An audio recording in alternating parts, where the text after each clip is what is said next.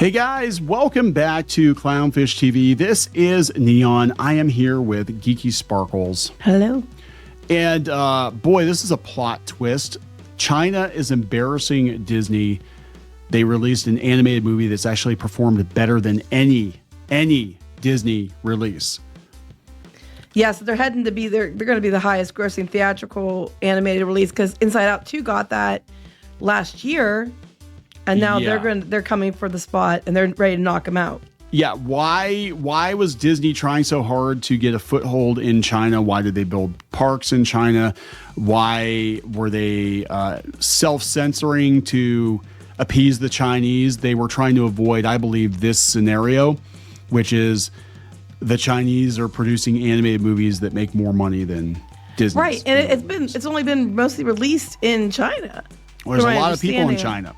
Yeah, well, that's what I'm saying. Disney wanted the audiences because it's a huge, massive box office. That's why they've been chasing after them for years. Yeah, and people are like, why do they care about China? I'm like, well, if you look at the box office for even movies going back to 10, 15 years, Pirates of the Caribbean. I mean, it's mostly China that's been propping those movies up. The Transformers movie, it was mostly China that propped those movies up. And now they're like, you know what? We don't need you anymore. We can just make our own. And they need to be careful because it's a Chinese company that made Marvel Rivals. And a lot of Marvel fans prefer Marvel Rivals to the Marvel movies and the Marvel comic books and the Western Marvel games. So they seem to at least know what consumers are looking for, regardless of what you think about the CCP or any of that. So we're gonna talk about this. Before we get into it any further, please subscribe for more pop culture news, views, and rants, guys. You'll get a woohoo if you do. Woohoo! Go out to Kickstarter. Check out. You got a couple days yet. Check out our campaign for Shadowbinders pins. These are the first pins coming from Nidaria Entertainment. First product actually with the Nidaria branding on it. So check that out on Kickstarter. You guys have been awesome. This will be a pretty quick campaign. We should be able to flip these in a month or two. So it depends on how long it takes to get our pins back. So this comes from Cartoon Brew. Geeky sent it over. Live updates. I think it's Ne Zha. I don't know, like they guess like that. Ne Zha. Yeah, it's. We talked about it yesterday. We were talking about the movies and where they're performing. And we mentioned this one because it was doing really well in China. Well, it's doing so well that it's going to likely beat Inside Out 2. And like I said, it hasn't had a huge wide release. Yeah. So, I mean, this is something I know that they've been doing a lot of, or poaching a lot of Disney talent too. They've been doing Chinese-backed movies on Netflix and stuff like that. So they're really getting into animation over there, and Disney needs to watch out.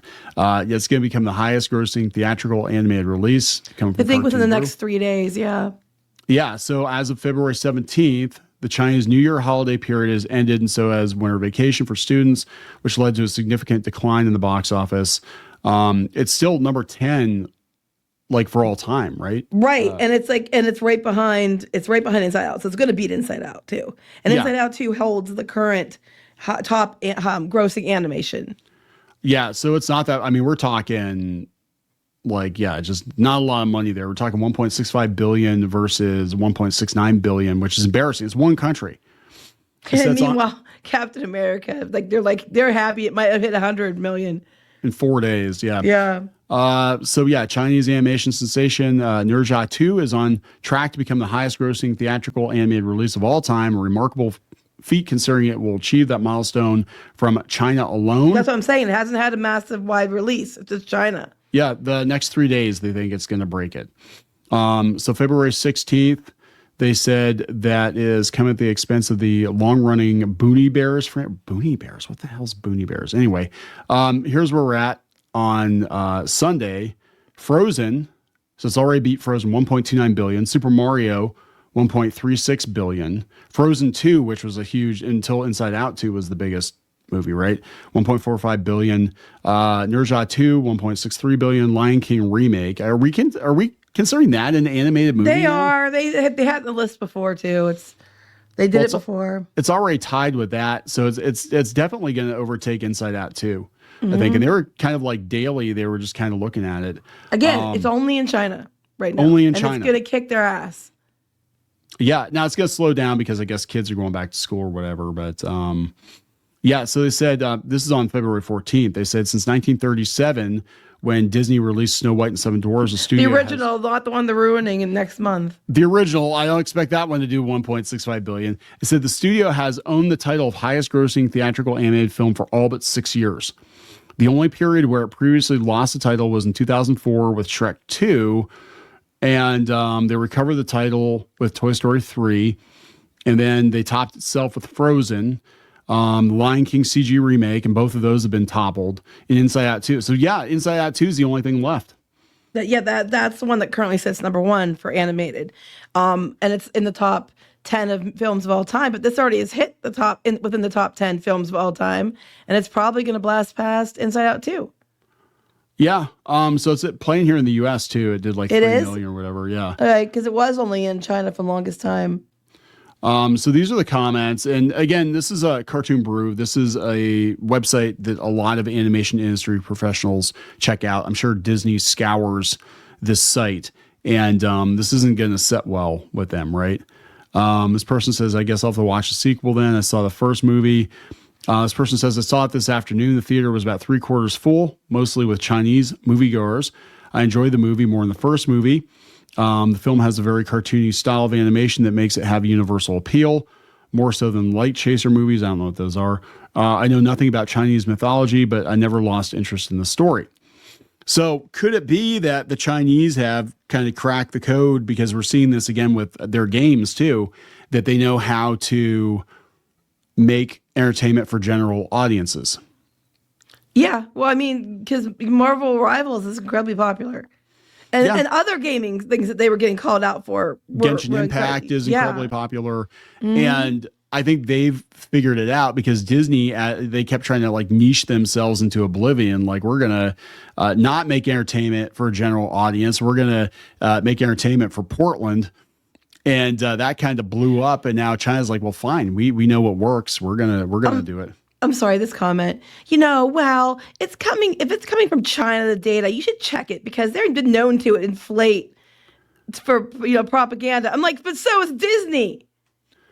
Disney, okay, the Captain Marvel, they were literally giving people like $5 tickets, and then you got popcorn, a bus trip, and got to see the movie, and they were busing people in. There were theaters that were sold out, but there was nobody in the seats and everything else. But you got to watch out. China isn't like artificially inflating those numbers, guys. I just think it's funny. Yeah, I mean, gee, if you said that just a couple of years ago, you'd be incredibly racist.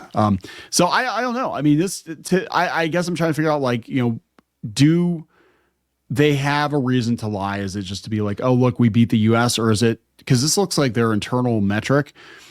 Because this movie's not getting a lot of traction, outside of China, because it's based on Chinese mythology, right?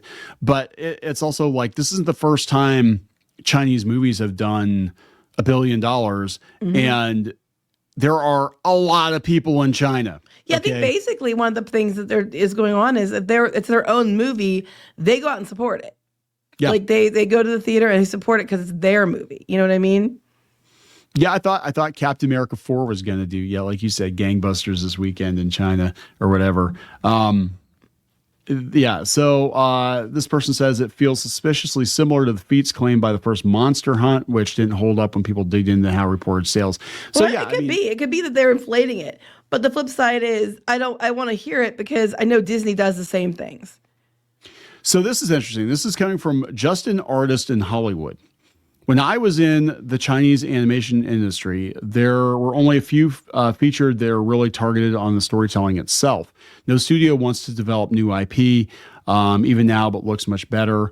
I don't think English is their first language here, so bear with me. After I start my journey in the United States and worked for the animation industry for 4 years, what I experienced is the whole industry does not even want to do some creative for their film or game or show. Studio just spends almost all their money to make the third or fourth or reuse the old IP. This is a sequel too, though, to be fair. Yeah, it's a sequel too, but like Frozen 1, 2, 3, 4, 5. Like how many, Inside Out, Oh, I love this next sentence. Read the next sentence. I don't say making money like that is wrong, but if Hollywood does not stop making cliche movies, I guess, and treat audiences like retard, they will lose them ultimately.